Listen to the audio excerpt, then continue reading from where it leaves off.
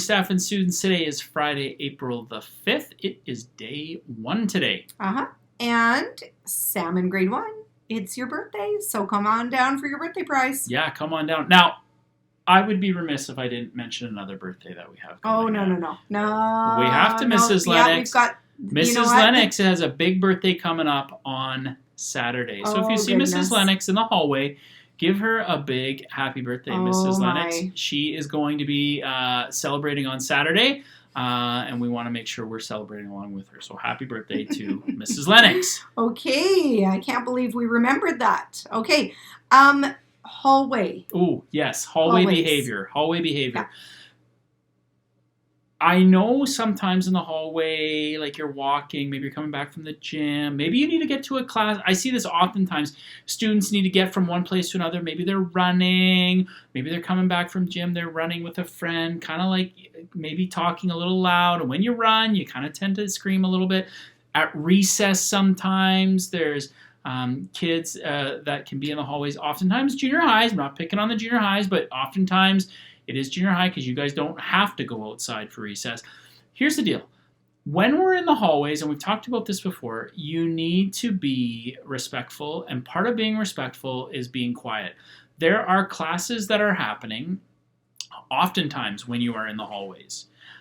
Maybe there's not a class happening, but maybe there's kids working. I know, like we talk about junior high, there are kids that are working sometimes in like detention. They're trying to work on things. And when they see or hear yelling and screaming and stuff like that, it's super disruptive. Here's a couple rules for when you're in the hallway. First off, there is no yelling or screaming in the hallway. You need to use a regular inside voice. Second, absolutely no running in the hallway. Okay?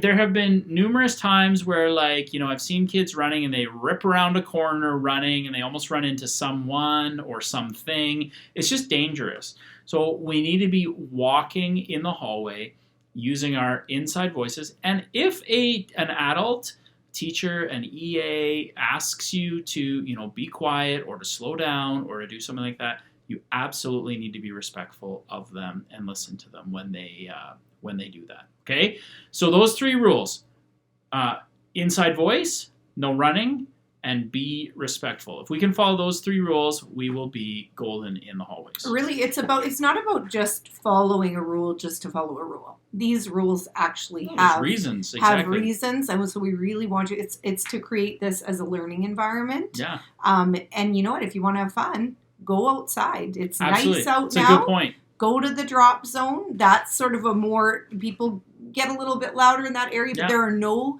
classrooms in that area during lunch that are actually functioning as a classroom and a learning space.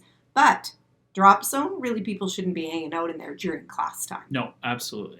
But at lunch, at breaks and stuff like that, that's a great place for junior highs to go. Yeah, and if you're going to your locker, that's another thing. Yeah. If you're going to your locker to get something, you need to be very quiet out there, especially if it's during class time, because again, it's learning and it's about the distraction. And there's lots of people that get very distracted when they're in the class just from seeing somebody walk by the window, let alone a loud sound. Yeah, so, exactly. Yeah.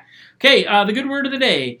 In the face of danger, face danger with prayer.